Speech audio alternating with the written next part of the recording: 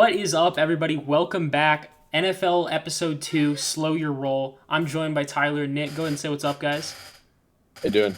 What's up? All right, so fantasy playoffs are officially among us. We're hitting that time of year. Last week before the playoffs for some people may have already started. What are you guys thinking and how are you guys feeling about the fantasy picture for the next few weeks? Who are some guys you're liking down this final stretch? Who are you throwing in your starting lineup and who are you banishing to the bench for the rest of the year? Sure. I'll start. The one guy that I'm definitely keeping my eye on is Bijan Robinson. He's got the easiest remaining schedule on that running back list there. And he didn't have the breakout week he wanted last week, but the week before that, it feels like the Falcons are really letting him go and letting him get in those carries and catches that he needed. And now that the Falcons are in first place, they're contending to get into those playoffs with the Saints. So I think we're going to see a lot more Bijan touches down the run, and I think he's going to be a must-need if you're trying to contend in those playoffs. Absolutely. Good take there. Tyler, who are some of your guys? I have a sneaky pick that you guys could all pick up on waivers, and that is Joshua Kelly. There have been reports going around that Eckler's going to lose his job. Eckler could lose his starting job, and I think he's on a pretty short leash. Kelly's got an easy matchup this week. He's got the easiest run defense in the NFL in the Broncos. So I think Kelly could be a waiver wire move. And then another name to watch out for as we're starting to get into the playoffs is Calvin Ridley. He's been hot these last 3 weeks after a pretty rough season. I think he could keep picking it up even without Trevor Lawrence because Christian Kirk is obviously injured. So he's now the number one guy in Jacksonville. Nice. I like that. And what's really interesting about you mentioning Calvin Ridley is he's actually second in the NFL currently in missed fantasy points, which missed fantasy points are basically plays called back by penalties or one stopped at the 1 or 2 yard line, preventing a touchdown, things like that. So it's really interesting to see that Christian Kirk has really been the fantasy guy as far as receivers go. ETN's had a great year too, over in Jacksonville, but I think that we could potentially see some touchdowns out of Calvin Ridley in these last few games that could beef that up a little bit and, save some people from some disastrous picks that Calvin Ridley ended up being. But who are some of the guys you're benching this week or next 3 weeks? Yeah, one of the guys I'm benching is Tony Pollard. Tony Pollard had a huge stint there where he wasn't getting any touchdowns from week 2 to 9, and those were all teams over 500. And actually, he's only put up one game with double digits to any teams over 500, and the rest of his schedule is all teams that are over 500. So if it was me, I would bench Pollard the rest of the way. He's just going to be a disappointment, just like he was in that midseason. I think he's going to go back to that slump that he was in the midseason as well. Good take. I like it. Tyler, what do you have to say? I think you could potentially be losing a guy like Devontae Smith maybe for the rest of the season. I don't know how effective he's going to be. The Eagles obviously have a really, really challenging schedule, and it just seems like they've struggled last week. They're kind of getting into the tough part of their season, and Devontae Smith might see a lot less work than he's been getting this season.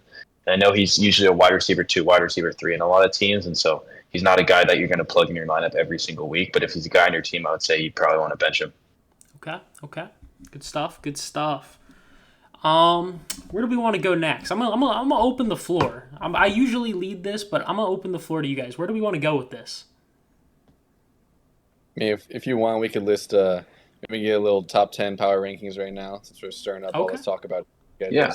Okay. Yeah, let's get in the power rankings. Okay. Are we working together objectively here, or are we just judging each other's top tens?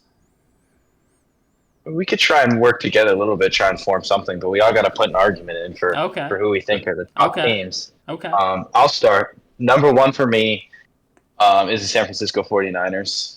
I'd hope you guys would agree because of the dominant win they had against Philly last week. I think that really puts them number 1 in the league.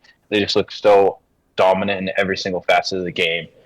Purdy's playing lights out. McCaffrey's obviously a stud, and their defense looks great. So I'd probably have the Niners at 1. Okay. I think I can agree with that at this moment in time, honestly. I think my biggest, worry with that down the stretch becomes Brock Purdy and if he can live up and take them to the Super Bowl, but I think right now I like that pick. I agree as well. I think especially with the addition of a healthy Debo. I mean, Debo gives you so much more options there. Doesn't have Brandon Ayuk carrying that weight of the shoulders that it felt that he was carrying early on in the season. So I think it gives Brock Purdy a lot more leverage in his wide receiver options, and it just lets McCaffrey cook as he usually does. Yeah, it makes his job that much easier, and it was already a very easy job being in San Francisco for him. Number two, Yeah. who are we thinking? Are we thinking a team like the Ravens or the Chiefs, or the Eagles still up there at two? I'm going Eagles. Okay. I think I know they Yeah. just took the tough loss, and but it's hard to overlook. Their schedule. You look at the last 5 games, including the one that they're about to play. It's the Cowboys, the Niners, it's the Chiefs, it's the Bills. It's all these teams that you're going to see in the playoffs, and these teams that are contending and are in the rest of our top 10 of these power rankings. So to see them work through all those teams, assuming that they take care of business in Dallas this week, a loss to the 49ers and 4 wins against other contending teams, I don't think that changes the fact that they're still number 2 on my board. I get that. Yeah, and I think I agree with you too there. Yeah, I'm gonna have to agree as well. I think they have the best record in the NFL outright, so you kind of have to have them in the top 2, top 3. Just the way they've been playing, besides that one game against who we had as number 1 in our power rankings, they've been phenomenal. So I think they're pretty clear cut number 2, and I think there's a pretty big drop off after that. Okay. Mm-hmm. So where are we going with 3? Obviously, I just mentioned the Ravens and the Chiefs. There's some other teams, like the Jaguars. Obviously, I'm not going to put them there with the injury to Trevor Lawrence, but then there's a team like the Lions too, who's sitting at 9-3. So, what are we thinking? Yeah, I got Baltimore there. I think they're the best team in the AFC. They've just been winning games, and they haven't looked like iffy as opposed to the Chiefs and the Jags and those other teams in the AFC. So I think they're definitely at 3. Everybody's healthy, which is good for them because they've always had injury problems. Excusing the J.K. Dobbins injury at the beginning of the season, but recently they've been healthy, and I think they've been playing good football. I think it's fair to put them at 3 as number 1 in the AFC. I think I would agree with that as well. What were you going to say, Nick? I actually didn't have the Ravens at 3, and the reason I have a Ooh. little higher up on the list is they actually have the hardest remaining schedule in the entire NFL. And they're one of those teams that really gets streaky, and with Mark Andrews gone, potentially for the rest of the season or maybe until that playoff section, it's going to be hard for them to get on a roll, and I can see them potentially losing 2 of these next 4 or anywhere where that could slow their momentum down. So I don't have them too much further. I'd probably have them at 4 for me. But for 3, I would throw the Cowboys in there, I think, especially after that dominant performance of Dak. All these MVP talks of Dak, you got to throw the Cowboys there at top 3. I think I would honestly just put the Ravens in that 3 slot due to the fact that their defense is so impressive. Like, this is the best defense they've had since they won the Super Bowl against the Giants in 2001. If you guys remember that team was loaded with talent. But I think that this Ravens team, not only on top of that defense, has a more than competent enough offense to be able to win a Super Bowl. I think that just gives them the edge over some of those other teams currently. There's teams like the Chiefs where I don't know how I feel about that receiving core going into the Super Bowl. It lost them a game to the Lions week 1 that was very, very winnable. Detroit gave them a million chances to win that game, and, the receivers, sold the game pretty much. So I think for that reason, I'm going to have to put the Ravens at 3. But, yeah, I think it's fair to put the Cowboys at 3, but I feel like the Cowboys and the Ravens are pretty interchangeable 3 and 4 right now. I don't know if you agree, Nick, but I feel like those 2 teams are kind of round off the top 4. Sure. I agree. Yeah, and then moving to 5, I think you have to put the Kansas City Chiefs at 5. If Patrick Mahomes is on your team, you're going to be top 5 in the power rankings every single week. So even though the receiving core has been iffy and they've had some weird games, it's just you can't count them out. So I probably have the Chiefs at 5 just because the talent they have on that roster, they're always going to be there and they're always going to be contending as long as they have Patrick Mahomes. Yep. Yeah, no, I think I agree too. Did you have something else to add on to that, Nick? Yeah, no. Just one of the things is this: you look at Patrick Mahomes' career, and this is the best defense they've had over any of the years. And it sucks that he doesn't have those wide receiver threats, but you still have the monster of Travis Kelce there at tight end. You never want to overestimate the power of having Taylor Swift in the stands, and of course Jackson Mahomes. So you never know where that team could be. Crazy. So I wouldn't count him out. I had to put him at 5. It doesn't hurt not having Daniel Sorensen on defense as well. That also helps. And Pacheco's been a monster recently too. Yes. So I feel like the Chiefs are pretty solid there with as long as T Swift's still in the stands. At 6 for me, it's a toss up for me between Detroit and Miami. And I honestly don't think both teams have a Super Bowl in them, but feel like I just feel like Miami's more fraud. It could be because I'm wearing a Patriots jersey, but I think they're even more fraudulent than a lot of these teams. So I'm going to have Detroit there ahead of Miami, and then Miami shortly after. I don't know about you guys. How do you feel about Detroit and Miami? How they stack up? My problem with Detroit is the defense, but I think also on the other hand, Miami's a pretty one-sided team. They just kind of put up a ton of points on lower level teams, and then they don't show up versus good teams. The Lions kind of always stay the same no matter who they play. It can, like, they'll play to the level of their competition, Yeah, whether that's down or up. So they both kind of have different issues, but it both makes them fraudulent in different ways. So I think those are very interchangeable. I think right now I'd give the edge to Miami if they played, especially with how poor Detroit's defense has played. So I think just for that reason, I'm going to put Miami above Detroit as I'm wearing a Detroit Lions hat right now. Sure. Yeah, I had the Lions at 6 and the Miami at 7. So yeah, I feel both of that's those how I takes. I feel. think they're also interchangeable. Yeah, Thing is, those Lions they close the games out when they need. They almost lost a tough one to the Bears that they close out, and of course the Saints. These are, it was the opposite way around where they're coming back from that big deficit from the Bears, and then of course they created that big deficit against the Saints, and it's hard to watch that game and see how they put up 21 points with 8 minutes left in the first quarter, and now they're scared, that they're almost going to lose the game, but they do close out most of these games. They had that one embarrassing loss to the Ravens, but other than that, there's been most of the games they look solid enough to make any type of run in the playoffs. Like I said, probably wouldn't also put them in any Super Bowl contention, but definitely deserve a 6 or 7 spot for me. I agree with that yeah, take. yeah. I think that kind of goes back to the point that they're just constantly playing at the same level as their opponents, kind of excluding that Ravens game.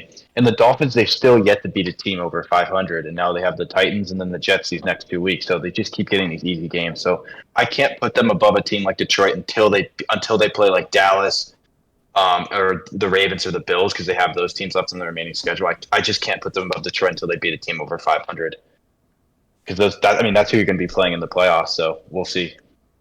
Yeah. Yeah.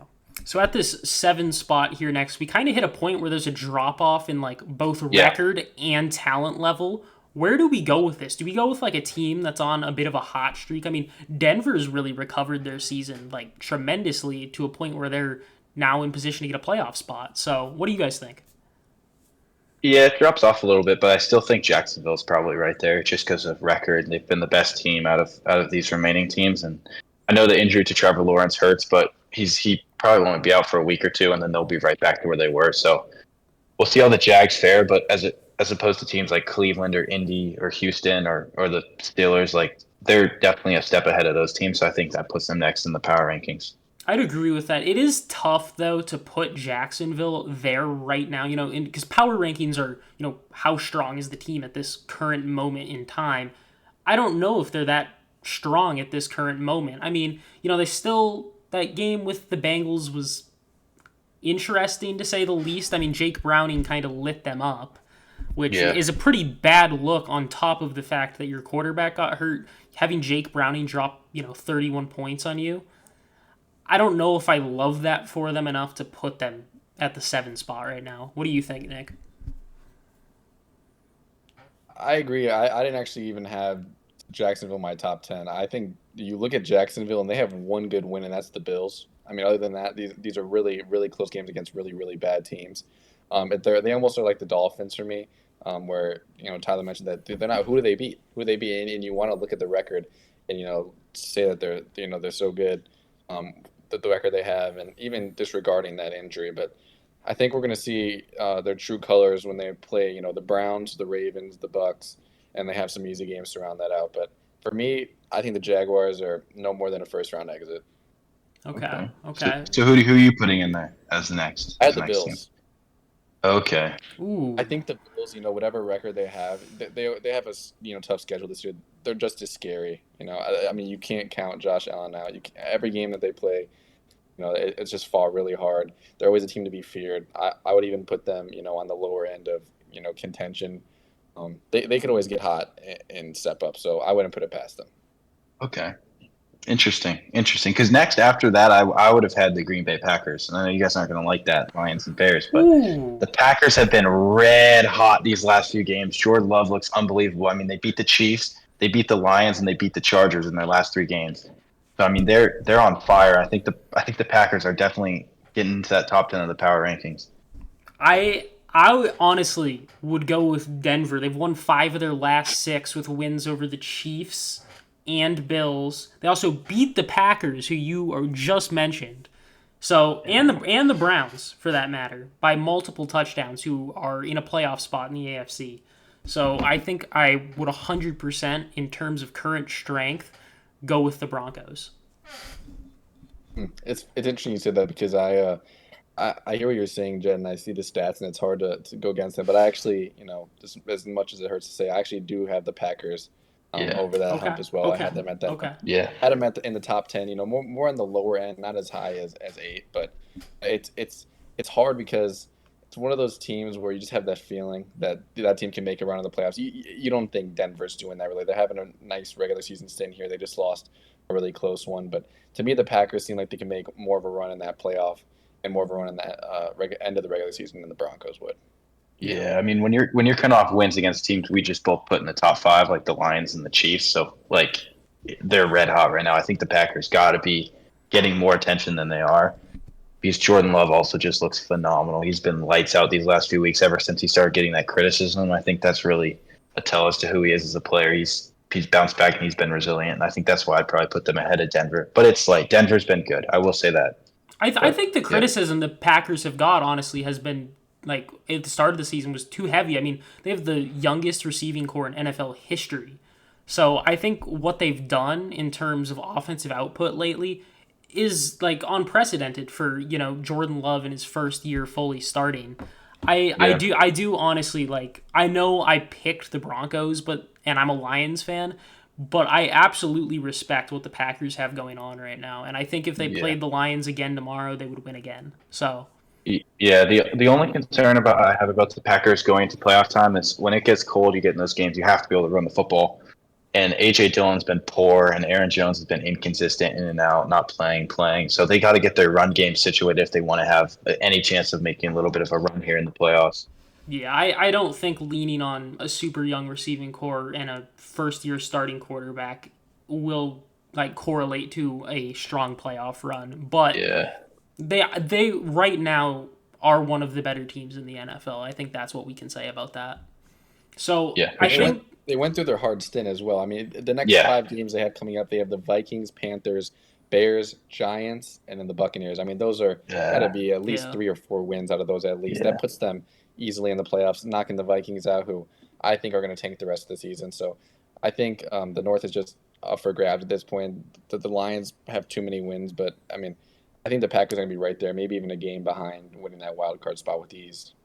yeah. I'm That wild card spot is calling the Packers' name, and especially since Seattle's been going down recently, the Packers have just taken advantage of that. I'm glad, Nick, that you mentioned that the Vikings potentially might just tank out this season. Yeah, Because one thing I wanted to talk about was, who are some of these middle of the pack teams currently that have big decisions to make in terms of either tanking or fighting and clawing their way back for a playoff spot? And what should those teams do? What teams are you guys seeing in that type of position that has to make a decision soon? Definitely the Vikings, right? The Vikings are just the one we put up. They have a 38-year-old quarterback. You have Josh Dobbs there, but you're really not looking at him as a long-term QB. You have to make the decision now. What are you going to do at the quarterback position? You got, a star in Justin Jefferson. You have Jordan Addison, who looks promising this year. Um, the running back situation, you could fix it. You have Madison and Chandler. It's not the worst. It's not the best. I think the QB is the first position you need to get sorted out because the defense isn't great, but it's good enough for that offense to get rolling and get them a spot into those playoffs. So I think you look at maybe trading up this year, and even if you lose out, you have 6 wins, I believe now, 6-11 probably gets you top 12, top 13 pick. So I wouldn't be mad at that if I was the Vikings. Okay. Okay. yeah, I agree with that. And then I'd like to bring up as my middle pack team the New Orleans Saints because they are still in playoff contention at 5-7 because of how weak that division is. But they've just looked bad. Their defense is phenomenal, but Derek Carr has looked horrible. Their passing game's bad. I mean, the checkdowns to Kamara is their only source of offense. And even though they have a chance at winning that division, this quarterback class looks pretty strong. And I feel like the Saints might want to get themselves in the position to get a guy like maybe Penix in the draft. So that would maybe require them losing a few more games. So maybe if they don't win this next 2 weeks, then they will kind of close up shop and try and get a draft pick. Even though that division does look very close. Okay. Okay. I think I can agree with that. I think they do definitely need to tank because I don't think trying to work things out with Derek Carr, probably going like 7-10 or 8-9 some years is Yeah. going to be good for the team or the franchise. You're just gonna get everybody's gonna age. You're gonna lose some guys.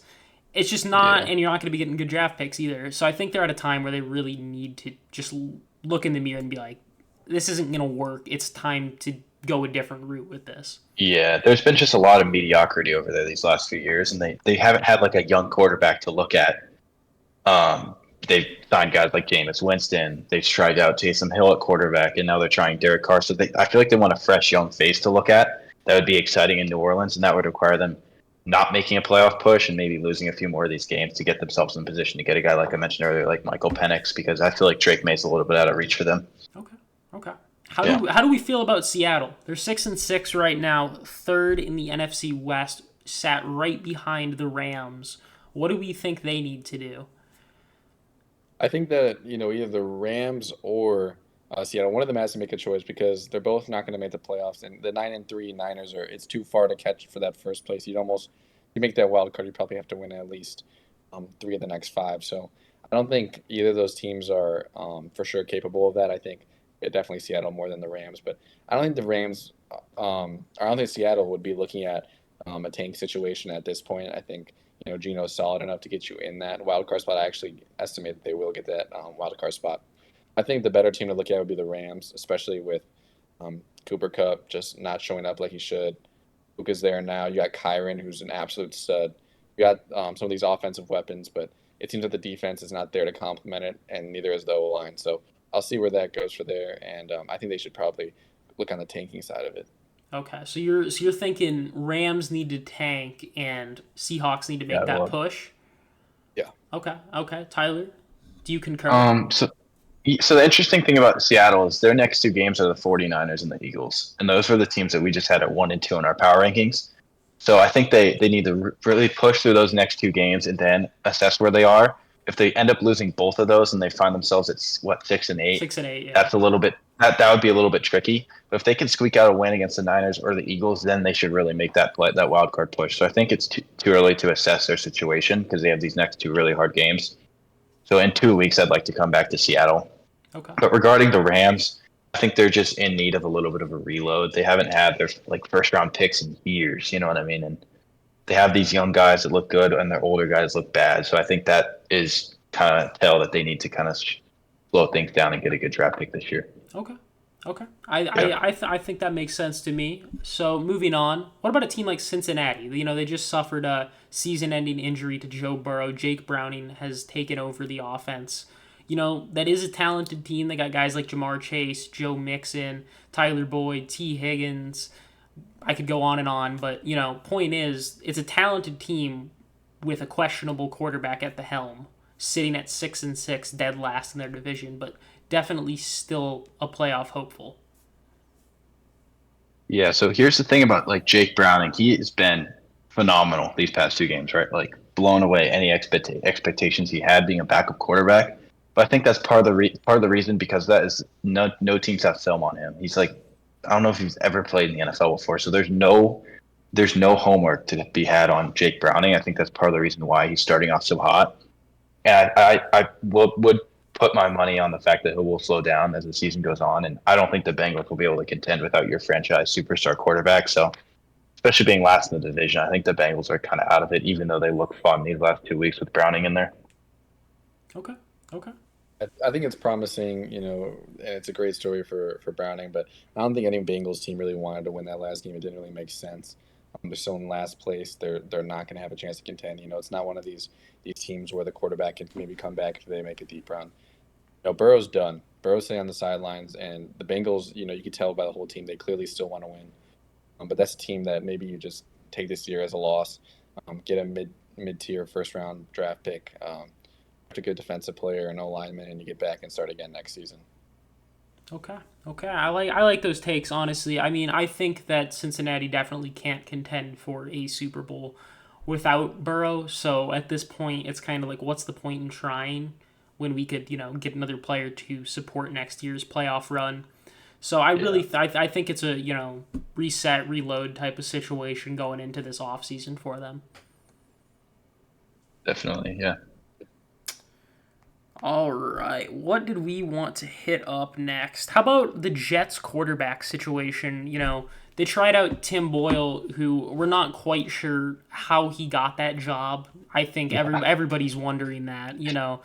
Phenomenal career at UConn. Go ahead and look it up if you're curious. He put up phenomenal numbers. Go ahead and check it out.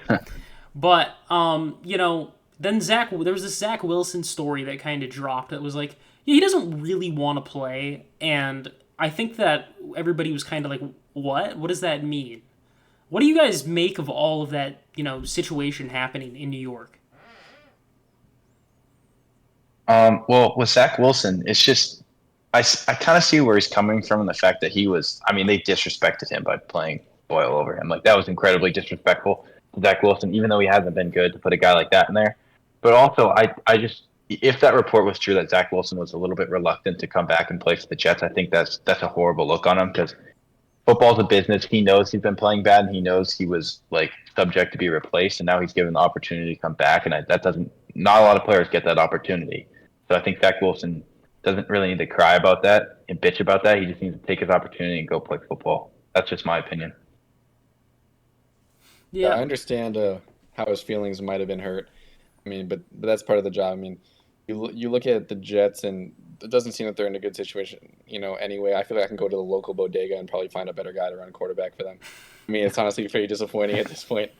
They have no shot without Aaron Rodgers, and I don't even know why Aaron Rodgers is trying to ramp back up because this team does Yeah, not have a good record. They're not in a good spot to get that playoff. Maybe if they were in a situation like the Falcons or the Saints when they had a very weak division, it would make sense. But it really makes no sense for me at this point. All I could say for him is he got to worry more about his game than anything else because at this point, I don't think anyone wants him. And the least of his worries is if he's getting a start on the Jets or not getting a start. yeah. This could be his last chance to play NFL football, so I would take it if I was you, buddy. Yeah, Yeah, probably not on Hard Knocks right now, crying because that's what he's gonna get yeah, next year. all right. yep, Moving on to another guy that probably shouldn't be playing NFL football, Deshaun Watson. yeah, He was spotted in a suite during the game while Joe Burrow was on the sideline helping his yeah. team. That's something a lot of people were not happy about, specifically Browns fans. What do you guys make of that? What is Deshaun Watson doing? Like, do you think that was like a management decision, or do you think that's just him not caring? I don't know if that's a management decision because at the end of the day, if you're a franchise quarterback getting that money, you kind of have the power to do whatever you want in an NFL team. And I'm sure if he wanted to be on the sideline with his teammates, he could. And I think that's just a testament to who he is as a person. That's not a very good look, especially when you're the franchise guy. And that definitely upset a lot of the fans in Cleveland, as rightfully so. So Cleveland's a weird situation going forward as they paid him all this money. They've traded everything. He hasn't really produced for him. So we'll see what happens there. And then obviously props to Joe Burrow because that's just who he is. He's a good guy. He's a good quarterback and he's a hard worker. Yeah, we've seen it since college. He's definitely a guy that cares about his team winning. Yeah. I think it was one week. It was like second to last week of the season when it was clear he was the Heisman. Not that it wasn't clear for a majority of the season, but he had said something about like he didn't care. He just was focused on the national championship Yeah. before they'd even made the playoff. So I think it just kind of is a testament to who he is and who he has been throughout his career. Seeing that, yeah, I think it's kind of the same for Deshaun Watson too. I think we saw a bit of that like discourse in Houston before he left. The arguments with management, the not being with the team, etc., etc. So I think honestly, it's just kind of a visualization of what we had already known. Yeah. Nick, do No, you yeah, have yeah, okay. yeah, no, I agree. I mean, Sean's one of those guys where you already know that he's not the team player. I mean, no one wanted to pay him in the beginning. There's a reason why he ended up on a shit franchise like the Cleveland Browns. This is what happens. That's where the trash goes, right? They just pick up all the trash, and then at this point, he's played 12 games in 2 seasons, and you're paying him all this money. It doesn't make sense. It doesn't seem like he's going to be a reliable guy for the rest of the years to come on his contract. And Joe Burrow, he's that hometown guy. They picked him up. They've had him since the draft. That's the guy you want to keep on your roster, and that's what makes you the money. And that also attracts the fans and gets your teammates as well as the fans behind your back. And Joe Burrow is just that guy, and he's going to be that guy. And that's why I think the Browns will have no problem. And that's why I suggested that they just take this hit on the shoulder for this year, and then next year they keep it going. And I think they'll be just fine. Yeah, Ohio's definitely split in that sense with those quarterbacks, and I think it's pretty clear Deshaun Watson's not a winner, and Joe Burrow is a winner. I mean, you look back to when the Texans with Watson blew that 24-point lead to the Chiefs in the playoffs. Like, as a quarterback, you have to be able to manage those kind of games. So I don't know if Deshaun Watson's much of a winner as opposed to Joe Burrow, who's like a serial winner, and everyone knows that. I think I'd agree with that statement. I don't think there was ever any doubt between the large gap between Deshaun Watson and Joe Burrow, but there's gaps in their personality as well, which was, clear on TV. Mm-hmm. Definitely. But, obviously neither of these guys are involved in it, but MVP race, where does that stand right now? It's one of those years where there isn't a clear-cut number one or number two type of situation. It's a bit up in the air still, even late into the season. What do you guys think's going to happen with all that? Yeah. The QB ran award, it's hard to, put anyone that's not a QB up there. It's hard to also tell Tyreek Hill he achieved those 2,000 yards and he's not even in the conversation. I mean, I'm a guy who doesn't really like the QB ran MVP award. I'd like to stray away from it when there's monumental seasons like the one that Tyreek Hill is having. I think it's unfair to not put him in that conversation. So I would have him in that top three for sure. But if we're being realistic, right now for me, it's between Brock and Dak. And that's something that's definitely not set in stone. I feel like every week we have a new MVP candidate, and it's on the team success. I mean, these are the people that are number one and number two. It's changing every week because these guys are beating each other. And I think the team success right now is the big thing, and that's why I think Brock Purdy would be my pick, just because I think they're going to win most of these games at the end of the season where the Cowboys, they got the Eagles this week. If they lose that game and they lose maybe one or two more, he could drop out of the race just as fast as he rose in it. So I wouldn't be surprised if it went that way. Okay. I like those takes. I think most of the public would agree with you. Tyler, do you have anything different from that? Well, yeah. So the thing is, I'm a quarterback guy. I like quarterbacks, but I just think it's unfair to not put Tyreek Hill in this conversation when he's having this sort of season, even though I always am in favor of the quarterback winning the award. But if you're just looking at these quarterbacks, statistically, it's going to be Brock Purdy, it's going to be Dak. But if you really look at who is the most valuable player to their team, I think quarterback-wise, it has to be Jalen Hurts. Even though statistically those 10 interceptions are something you're going to have to look past as an MVP voter, if he can finish out the season strong, and the Eagles have the best record in the NFL and his stats aren't that far off of Brock Purdy and Dak, I feel like he's got to be the guy that gets the award. And Jalen Hurts he's due an MVP as opposed to Purdy and Dak. I feel like he's even look at his career, he's just deserved an MVP more than those guys. So I would hope Jalen Hurts would get it unless Tyreek Hill hits that 2,000 mark, even though they probably won't give it to him. Tyreek Hill would be the most valuable player in the NFL, which is what that award is. So we'll see. I think I kind of get what you're saying about Purdy, and I think that we would completely diminish the, meaning and value of the MVP award if he were to win it. Simply because if you take any other quarterback named in the MVP conversation and put them on the Niners, they're doing the same, if not better. So I think that's the way I look at it in terms of how valuable they are to a team. Like, all those guys we've brought up, Jalen Hurts. Put Jalen Hurts at Brock Purdy's position. Do you guys think the Niners would be worse? No. So I think that's just the way I look at it in terms of most valuable to their team at this point in time. Yeah, I see that argument a lot, and I do think it's fair, but also Brock Purdy is making these impressive throws and impressive plays. I am a big fan of Brock Purdy, but I just don't know if he's the most valuable player in the NFL, if he's, just making the right plays on a team like the 49ers where their running back might be more valuable than their quarterback. So that I do see what you mean when you say it would diminish the most valuable player award. Yeah, and it's not a knock on Purdy like in any way. It's more of a the situation he's in is so good that he can't be the most valuable person to a team. It's just like it doesn't work. I don't know. Yeah. That's just the way I see it. All right, so I think we're getting to about that time. We're in the witching hour, as some would say. What are some just hot takes, general discussion you guys wanted to throw out there, about the next coming weeks? I'll start. Okay. Is he gonna cook? Where, is, Right was, now- is there a chef in the building?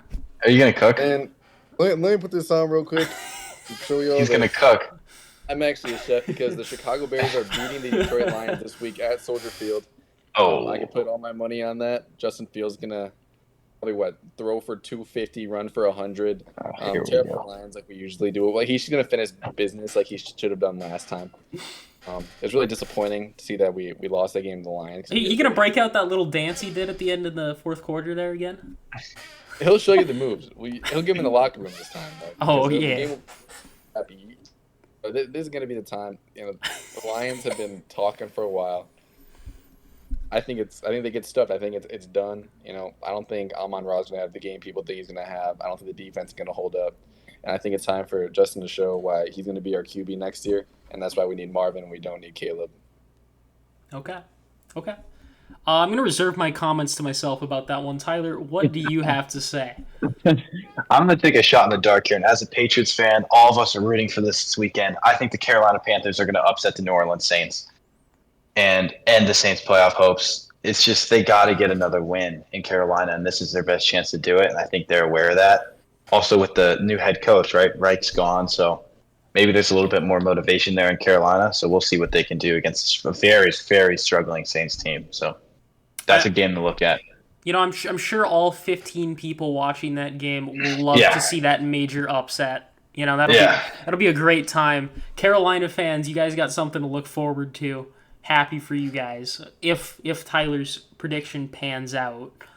One upset I like is the Commanders over the Rams. I mean, we talked about the Rams kind of being in that position where they need to tank. Yeah. I think that the Commanders are a team, with the schedule they've played, I think they're well fit for a semi-challenge, and I think that they could potentially knock off the Rams and, derail any playoff hopes they would have had. I think that's a game I like to see an upset. But aside from that, what are we thinking about, players? What are some hot takes for players, not just teams? Who are some guys that, could explode these next few weeks and, enter into, an award discussion? I mean, Khalil Mack is first in the NFL in sacks right now. Probably not going to win Defensive Player of the Year based on all of the lines I've seen. But what do you guys think? I think a guy that's going to have a monster week this week, and he's been ramping up, is Michael Pittman. I wouldn't say he's an award guy or anything like that, but okay. he's been hot recently, and the Bengals have a weaker pass defense. I think he could cook him and have a monster week. So if Michael Pittman is on your fantasy team, start him this week. That's what I say. Are you a Michael Pittman fantasy owner by chance? I am a Michael Pittman fantasy okay, owner, okay. and I think he's due for a big week. Yeah. Okay. We just had to check that real quick. We had to clarify that. Yeah, but I'm a very important. proud Michael Pittman fantasy owner, and Okay. he's a good player. Yeah. Okay. Nick, what are you thinking? Yeah, I'm going to go against what Tyler said here in the beginning. Despite all the rumors, Austin Eckler will be back this week. He's playing the Broncos. He's going to get those PPR points. He's one of those guys where you never want him in those non-PPR leagues, but in those PPR leagues, I think he's going to have a good week. I think he's going to have 5 or 6 catches. I think he's going to run for maybe 50 and catch a touchdown. So I think he's going to have a bounce-back week. I'm not sure how it's going to go the rest of the season, but yeah, I definitely looking positive towards that because I need it because I'm 7-6, need to win tonight. Yeah, to make the playoffs. But that's definitely not why I said that. But I also am looking at Justin Jefferson. Justin Jefferson's coming back. Yeah. A lot of people don't know where he stands because of the Dobbs situation now, and of course Jordan Addison taking a step up. But I think he'll be right back where he was, and they'll be just fine. Okay. Yeah, if Justin Jefferson is the best receiver in the NFL, as he claims to be, and some people claim him to be, he should come right back in and just play just as good with a different quarterback. I think he has no excuse this week. coming back from injury. And then lastly, I think we should all make score predictions. Sunday Night Football, Eagles versus Cowboys. What do you guys think? I'll go ahead and go first here. I'm liking a 31-28 Eagles victory. Honestly, that's what I'm feeling. I think it'll be a bit back and forth. I think the Eagles will go up 31-20. Cowboys will score, go for 2, and they won't really get a chance to score again. I think that's a general idea of how the game's going to go. It'll definitely be close though.